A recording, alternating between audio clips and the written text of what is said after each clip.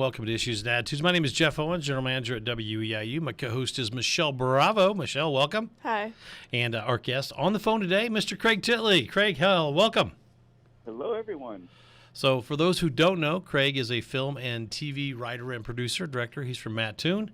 He's an EIU alum, along with a couple of other degrees. So I guess we'll just start out, Craig, talking about a little bit of where you are right now and the status of current projects and things like that. Oh, current project. A lot of things going on. I got writing a big feature. I think I can talk about this. It was in the news. For Legendary Pictures, I'm writing the Ancient Aliens movie, which is based on the series, but this is sort of going to be a fun Indiana Jones kind of movie. Oh, really? Aliens. That's taken up all my time. Got a few other projects. A project that's going to be shooting in Cuba, a couple of TV shows. I'm gearing up. It's been a busy year. Let's go back to maybe a little bit of the beginning. When did you know you wanted to be in like TV and film? When did that hit you, Craig? I think early on. I was kind of like a nerdy kid, always living in front of the television, watching TV, reading comics, going to movies. It was always sort of in the back of my mind, just didn't seem possible. And then when I went over to Eastern, I started really getting into film more, reading scripts, and realized, this is doable. There's a path here. And so I just started doing a lot of research, and after I left Eastern, I went to USC Film School out here in LA, and that's when everything just started coming together. A lot of luck, a little hard work, and here we are. We'll talk about a little bit of luck when you went out to LA and you were in film school. What was kind of your quote unquote first break or first, kind of inclusion into the Hollywood TV and film scene? It's actually a funny story, which is the lesson is like, do not be afraid to admit where you come from. Because when I was out there, I was in this program. I was like, I think the youngest person in the program. And, I was from Mattoon, Illinois, with a school nobody had really heard of. All my classmates were Harvard and Yale and Berkeley. Everything else were much older. And I think in this producing program, because, I was fresh from the cornfields, kind of introverted, quiet, I think the director of the program wanted to weed me out. So we had these summer internships at studios were paid, and I got one at Universal working for the senior VP of production, Donna Smith. And she was feared by a lot of people. Put it this way, she was a line producer on the first Terminator movie. Oh. And apparently the only person in the world that James Cameron's afraid of. She did not suffer fools or naive young boys from Illinois lightly. And so one day, all three of her assistants were away, and it was just me there. And she's like, "Who are you? What are you doing here?" I'm like, "I'm with the Peter Stark program. I'm your intern." She rolled her eyes, and then eventually she's like, "Come in my office. Where are you from?" I'm like, "Illinois." She's like, "Where in Illinois?" And I'm like, "A small town." And she's getting frustrated. She's like, "What's the name of the town?" I'm like, "Mattoon." She's like, "Wait, Mattoon was the original Burger King?" Like, my Unreal. dad was he was a truck driver. We used to always stop there and get this. And then she's like, "I want you in my office. You can sit in on all the meetings and go to sets and everything." And suddenly took a liking to me. And, of course, the director of the program, when I came back like an all-star, later we became friends. Like, "You were trying to weed me out." He's like, "I was trying to make you a man." I'm like, "No, you were trying to get rid of me." So anyway. That's awesome. Don't be embarrassed where you come from. If not for that, I might not be here. There you go. And I like the fact that it's Mattoon. We've been struggling with that here at East Central Illinois lately with people. What do people not know about the filmmaking industry? I mean, what do we not know behind the scenes stuff? What do we not know? Yeah. I think every other business. I think what we don't know is it's really hard. It looks like super, super fun because you just see the final product like, oh, that must be fun to be on set and writing scripts and all that stuff, which it is, but it's also a lot of hard work. I think people just don't realize that. And so many people come out here and just think it's going to be fun and easy, and it's not, and then they leave. So you got to be prepared to put in the hours, work hard and pay your dues. It's not all glamour. The glamour is just the fake stuff everybody sees. So how was the shift from, living in central Illinois to flying out there to California and living there? Because I know it's a little bit it's way different than it is here. Yeah, it was a bit of, it took a little bit of adjustment, but oddly enough, not as much as one would think. I kind of took to LA immediately because my favorite things were out here. It's like movie theaters, like the best movie theaters in the world. So I'm like, this is paradise. And because our program, there were only 25 people in it, we sort of became a close-knit group, some of us, rather quickly. So I had sort of that group of friends. But I took to it way easier than one would suspect. I'm still here. I love it. So would you, if you retire, you wouldn't move back to Illinois? Well, I don't think I'll ever retire, but no, I've thought about getting a second place, or every time I'm back in Mattoon, I'm like, yeah, I could hang here. I could write from here. It's always a possibility. And while you're young, you also, when you talk about Lucky Breaks, you got to work with George Lucas in Clone Wars at an early age. Talk about that. Yeah, well, yeah, I was it wasn't an early age. I'm not that young. But no, I got a call. They're working on starting a Clone Wars series. Like, would you like to come up to Lucasfilm and meet about writing on the Clone Wars show? I'm, yes. So I flew up there in the first meeting. I didn't get to meet Mr. Lucas. It was more just a vetting. Yeah. The person that brought me up there, because I want you to be a Star Wars fan, but not that uncomfortable Star Wars fan. Like, oh my gosh, Mr. Lucas. Oh my gosh. Like Sheldon. Yeah, the lightsaber. So you have to suppress that part of your personality. And then I wrote a script, and they liked it, and then I got to go up another time and actually sit in a room with him and Dave Filoni, who was running the show, and the producers, and that was very surreal. And I also, on that trip, I got to stay all night up there at Skywalker Ranch. Oh, wow. He has his own little inn there for people who are visiting and working there. And it was so surreal, because like, this is a once-in-a-lifetime opportunity. So I took my Star Wars action figures, my Star Wars pajamas, my Star Wars DVDs. I'm like, I don't care if they're hidden cameras. I'm going to have a moment, which I did. It was great. That's awesome. Was he a neat guy? I mean, is he fun to talk to? Yeah, I mean, it was all business. It was just brainstorming an episode. So a lot of just creative discussions, but you got to see like the true genius this guy is, because he was doing all the work, coming up with all these great ideas. Reminds me a little bit of Jerry Lindley. He's sort of got that, he's come kind of a small town boy from Modesto, California, and just doesn't have a lot of pretension about him.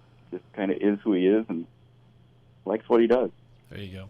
Well, when you think back on the early part of your career, talk about some of the things that you did and how you kind of developed from there, Craig. Yeah, I think, it was just, I came out here to be a producer. Even though I liked writing, it just seemed writing scripts was still a little foreign to me, and I can't do that. But again, naivety helped me out along the way. I'm like, oh, you graduate from the Peter Stark producing program, you just hang up a sign that says, Craig Titley, new producer in town, and Tom Cruise walks in like, hey, you want to produce this movie? It does not quite work that way. You end up becoming a PA. But I was reading a lot of scripts like, well, maybe I'll just take my stab at writing a script, and then it'll be so good a real writer will want to come on and rewrite it, and then I'll be a producer. So I wrote the first script, and of course ended up launching my career. And it took me about 5 years to actually accept the fact that I was a writer. I'm like, they don't realize I'm not a writer. Why do they keep hiring me? This is a mistake. I want to be a producer. And eventually I was like, hey, I think I'm a writer. I think I'm a good writer. And then, of course, segued into producing the television, so now I get to do both. Yeah. Do people still I mean, what if you're recognized? Do people recognize you from Percy Jackson, Scooby Doo, or is it mostly the latest one, the Marvel's Agents of Shield? What do people associate you with that know you or don't know you? Then they say, hey, that's Craig Titley. A little bit of all of that. What's fun now, as I'm older, and a lot of people grew up on Cheaper by a Dozen, the Scooby Doo movie when they were young kids. And they're like, you're so responsible for my childhood. And I get that. I'm like, oh, man, how old am I? You're 55, Craig. I know how old you are, unfortunately. I know. Let's keep that just between us. Okay. But also, this is the 20th year anniversary of Scooby Doo coming out, so there's a lot of doing a lot of interviews, and I was never sort of happy with that film. I'm not a big fan of it, but I saw how much it touched people, and so it sort of made me re-fall in love with it. Same with Cheaper by a Dozen, but now, of course, with Marvel Mania, all of it's because of Agents of S.H.I.E.L.D. But the best part of being a writer is only at Comic-Con and places like that do people recognize you, so I can still have a normal life without people pestering me all the time. Unless you come back to Mattoon, then you're a superstar. That's different. Now that nobody cares. I'm just me. You're just I great. get less respect there than anywhere. Well, you've earned it. There you go. With Marvel's Agents of S.H.I.E.L.D., I mean, that was, that had a good run. I mean, and can you talk about maybe some experiences or funny things that occurred on the set or some stuff that we like this isn't a long form interview show. We kind of like that behind the scenes stuff if you got anything for us. Oh, sure. I mean, that was the best time of my life. I mean, I was on it for 6 seasons. It ran for 7. I mean, the best thing, here's a behind the scenes. The best thing, and this doesn't happen on TV. Usually you have diva stars that don't talk to each other, just a-holes running amok, writer, staff, producers. Everybody was so cool. It was such a family from the top down. Producers, writers, people on set, Clark Gregg, all the cast. And Clark Gregg really was Agent Coulson. He was like Papa Bear, taking care of the cast and make sure everybody's happy. And for example, if, let's say, a PA, which is the bottom rung of being in film, which is how I started out, it's like getting coffee and everything, and half the people will never even acknowledge you exist. Our PAs were treated with as much respect as anybody. And if a PA brought, say, their mom or their boyfriend or girlfriend, Clark and Ming and all the actors oh, welcome, can we get you something? It's like, what? This is such a surreal world. Because usually it's PA, go get me something. And here we have the stars of our show trying to accommodate the guests of a PA to make sure they're happy and comfortable. And I don't know if it's so rare, but That's it was awesome. wonderful. Because everybody was we hung out together. I mean, I miss it. I'm still sad that it's over. So what's been your favorite project so far that you've worked on throughout your career? Good I question. think it was that. I think it was Agents of S.H.I.E.L.D.? Agents of S.H.I.E.L.D. I had the most fun, the best people to work with. The stories were great. We got to tell sci-fi and time travel and romance and some comedy. There's a little bit of everything, so we never got bored. We were like, well, if we're not getting bored, I don't think the audience is getting bored. And I think the favorite thing I've ever written in my life was an episode called 4,722 Hours, which is with Agent Simmons stuck alone on a foreign planet. And of course, we almost died making that episode. We were shooting it in Death Valley, 120 degrees. And when the wind blew, there was no relief. So it was like a hot air dryer blowing on you. Oh, wow. Here's a testament to Elizabeth Hemstridge, who played Agent Simmons, who's a saint. I got heat stroke. I'm dying. The director gets heat stroke. Wow. Elizabeth, who's the actress who's in The Sun More Than Any of Us, is walking around making sure we're okay, giving us water and little bites of chocolate and taking care of, like Nurse Nightingale, taking care of all of us who are dropping dead from the heat. Wow. That's just the kind of people we had working on this show. So rare. That is all. all. I just want when it was done, just drop the mic and move back to Mattoon and be like, I'm done. That's cool. Now, how often do you write? I mean, do you make it like a weekly, a daily, or when you sit there, I need to write something. Yeah, so when I'm in writing mode, like now, I treat it like a 10 to 5 job, and just sit down in the home office and write. If I'm doing a TV show, there's a lot of producing, so you sort of carve out the writing time, and it's a little kind of all over the place. But I try to treat it like a real job, 9 to 5, 10 to 5, and then go relax and hang with friends. There you go. Can you go back to your Eastern Illinois days and talk about how EIU helped shape a little bit about what Craig Titley is today? Sure. Loved EIU. It was second to working on SHIELD. I think that was my favorite chunk of time in my life. Little known fact, which I love to say, I turned down a full ride scholarship to go at U of I to go to Eastern, because I went up to U of I and I was treated like a number, and I went to Eastern, I was treated like a human being. I'm like, this is better for me. And it was, because I had 2 majors at Eastern, business major and an English major. They wouldn't let me do that at U of I. I did them both in 4 years. I got a 4.0, and that's what attracted USC. They're like, what? Crazy. This guy did 2 degrees in 4 years and had a 4.0. Let's put him on the list.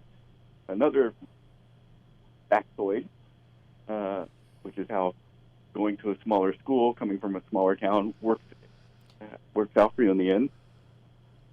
The START program takes 25 people. I was maybe 27 on the list. I didn't make the first cut. I didn't know this at the time. Frank McCormick, one of my Eastern professors who wrote a letter of recommendation for me, he's like, have you heard anything from them yet? I'm like, no, not yet. And I didn't know this until I actually showed up at USC. They're like, you owe Frank McCormick a lot. He called them to say, hey, what's going on with Craig Titley? And they're like, oh, he didn't make the cut. He's like number 27. And they're like, he would not get off the phone until we moved you up to 25. So that's awesome. Would that have happened at U of I? Nope. Because you don't even know your professors. You know the GAs, right? Yeah. So we're talking to EIU graduate Craig Titley. There you go. Today on Issues and Attitudes. What about advice for young filmmakers who maybe are still here at Eastern or in high school right now? What advice and pathway can get them to where you are? Yeah, I think one is, pinpoint what you want to do, direct, write, produce. Watch a lot of movies, read everything you can, and you just have to work hard, and you have to, in general, figure out a way to get out here, because it really does make all the difference. And you have to, there's so many people, because I've, in the past 20 years, everybody say, hey, I have this friend who's interested in the movie business, whatever. And you find out that most of them just think it would be a cool thing to do. But you have to treat it like, this is all I want to do. I'm putting 100% of everything into this. I'm going to find a way to get out there. I'm going to do a crappy job and eat ramen noodles for 5 years and do whatever it takes. Most people, when they hear that, find out that they don't want it that bad. You have to really, really want it. And what I found out, everybody who really wants it and has talent, they do just fine. So many people come out here like, well, it's been a year and I'm not famous or I'm not a millionaire, so I'm going to just go back home. It's like anything else. You got to want it. You got to work hard and be prepared to pay your dues. There you go. How often? No, we're in a different question. What is your thought on all the new streaming platforms that they're creating a lot of content? There's a lot of stuff out there. But does it concern you that it could take away from the movie theater experience if we have all these streaming places? Yeah, absolutely. I have a love-hate with streaming because, again, more content. But also I think the more content, they're starting to turn shows over to people who don't have a lot of experience, and then the shows aren't that good, and then people get burned out, like, why am I still having this streaming service? It's all growing pains. They're still trying to figure it out in this happy way that streaming and theatrical can live together. I love movies. I love going to movies. They seem to be still doing okay, but I am worried that people will eventually just why go to movies? I can watch it all at home. But with Avatar 2 comes out this weekend, well, it's going to see unbelievable numbers. So that will. We're hoping. Yeah, I mean, it's got to. I would think. I mean. Yeah. Yeah. Michelle, you had something? Yeah. What's the difference between like producing on TV versus like an actual like movie set? Producing in TV. If you're producing in TV, you're usually also the writer or one of the writers and the creator of the show. So they call it a showrunner. So you're in charge of everything. And the difference is, like, in TV, the writer is in charge. In movies, the director is in charge. And the producer in movies is basically just the person who interfaces with the studio and interferes between what's happening on the set. You know, they're just pushing everything to get the movie made. Whereas in TV, the producer, it's your baby. You are the creative force as well as sort of the organizational force behind everything. That's a good question. On something similar to that, like for one episode of Agents of S.H.I.E.L.D., how long does it take to make like one episode? Is it in a week, 2 weeks, 3 weeks? How's that work? No, 9 days. 9 days and about $5 million per episode. Wow. And the way TV moves, you finish on day 9. Yeah. The next day, the next episode starts shooting, which I love that because there's no time. Scripts have to be ready. There's no time to be too precious. Like now I'm working on this feature. It's like, oh, let's try this, let's try this, let's try this. Cause there's no like, we're shooting tomorrow. Whatever's on the page, it's good enough. Wow. And so I love that pace of TV. But yeah, it's crazy how we'd make 22 episodes in a year. It doesn't even seem possible. We did it time and time again. And television, the episodics are trying to even reduce that number a little bit with some of the changes you see lately. So yeah. I think that the 22 episodes per year paradigm is done even for networks. Yeah. People got used to, the 8 to 12 episodes per season. Do you have a Craig Titley? Sorry. Go ahead. Finish. No, that's it. I'm just rambling. Oh. Favorite part about making a TV or film is it when that final show airs, or when you wrap a show, or is there a favorite part for Craig Titley? I think my favorite part was always the writer's room, the camaraderie when we're starting, like, okay, what's the next episode going to be? And we kind of just stare at each other like, oh, boy. And it's that moment when you start figuring out and you get on this roll and you're just bantering back and forth. And I always like the writing of it. Like, once you figure that out, I go into my office and write, and because all the writers on S.H.I.E.L.D., we all loved we were fans of each other's writing, which usually they're little fights and petty jealousies. We all loved each other's writing. Like, I couldn't wait to get a Drew script. I couldn't wait to get the Zuckerman sister script. And so the writing of it is always kind of like trying to impress your friends. Like, oh, Fletcher's going to love this line. And so that was always fun for me. Being on set, a lot of people love it. I hate it. It's like watching paint dry. It's like, oh. But yeah, so I just think the writer's room, just that energy and camaraderie and free exchange of ideas, and that's just priceless. I know I've known you for a long time, and you're always a thinker. Is there a dream project out there that Craig Titley would say, I would love to write this or promote? Or is there something out there, like, within the next 15 years of your career that that's your goal? You want to produce or write something about something? Is it out there? Yeah, I have a lot of those. I don't like to talk about them. Well, it's too bad. This is an interview show. You have to, Craig. Yeah, but no. I'll talk about one. I have this Ancient Aliens project I'm working on. It's kind of a dream project, not necessarily the title. Yeah. Ancient Aliens, but I love that ancient alien stuff, like the pyramids and Mars and how all this weird stuff is connected. And in the back of my mind, I was always like, there's got to be a movie there that connects all this stuff. And then when I was approached about writing this, I'm like, boom, got it. This is how we'll do this.